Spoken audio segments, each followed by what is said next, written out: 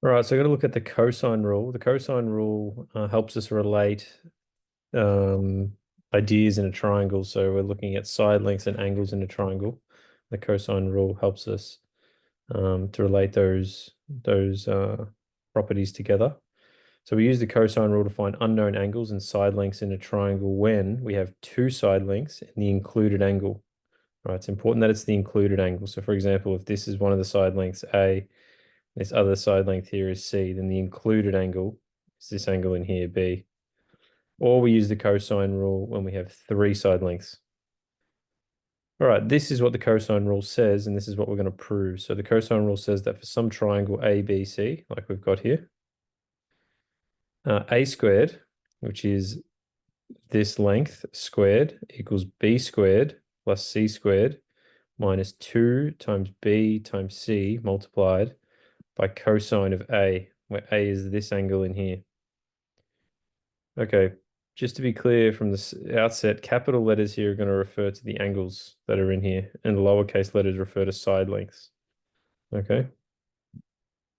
All right, let's have a look at this triangle for a moment. We'll come back to this in a second. But let's look at this triangle. We're going to drop what's called an altitude from this point C down to this side length, down to this sort of base, which has a length of C. And then we're going to, because it's an altitude or what's called an altitude, this angle here is 90 degrees. And we're going to call this length from here, from A to this point here, we're going to call that X.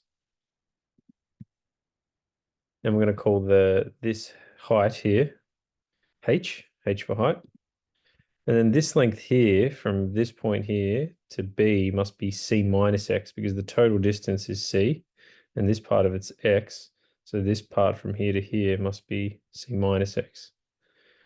Okay, so now let's explain what's going on here. So we've got cosine of A, so cosine of this angle is equal to X over B.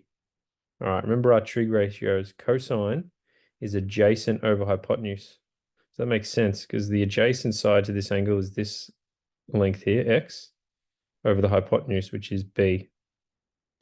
Okay, if we rearrange that a little bit, we get X equals B cosine A. So just multiplying B to both sides. Okay, then we can start to apply some of Pythagoras's theorem. So recall that Pythagoras's theorem says that A squared plus B squared equals C squared. So if we look at this sort of left-hand triangle now, we're going to get that B squared, which is our hypotenuse, is equal to X squared plus H squared. So it's sort of the first fact we can come up with for this triangle. Right, the next thing we can say is a similar thing over here. We can say that A squared is equal to C minus X squared plus H squared. Okay, because in this sort of right, on this triangle on the right, A is the hypotenuse. So we get these sort of two facts. What we're going to do now is we're going to expand this out. So expanding a binomial, we've got to make sure we do it properly. So C minus X all squared is C squared minus 2CX plus X squared. And then don't forget to add the plus H squared at the end. Okay, now I've highlighted it in red for a reason. The reason I've highlighted it in red is because X squared plus H squared is just B squared. It's going to replace X squared plus H squared with B squared. Okay, because that was another fact we sort of had there. Okay, and then the only other thing we're going to replace, and then we're almost done, is just this X. We know from earlier on that X is equal to B times cosine of A. So what we're going to do is we're going to sub that in wherever there's an X here.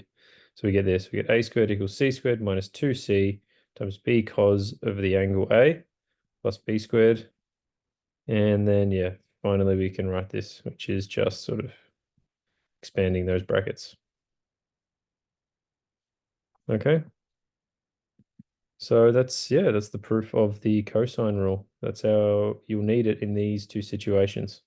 So it can be a very useful rule for solving trigonometry problems. What we'll do is we'll finish with a problem, and here it is. So what is the length of the unknown side? So we've got this triangle, and yeah, we know this side length is 9.55, and this side length is 14.08. This angle in here is 42.16. What is this length? I encourage you to work it out and let me know what you think. Good luck.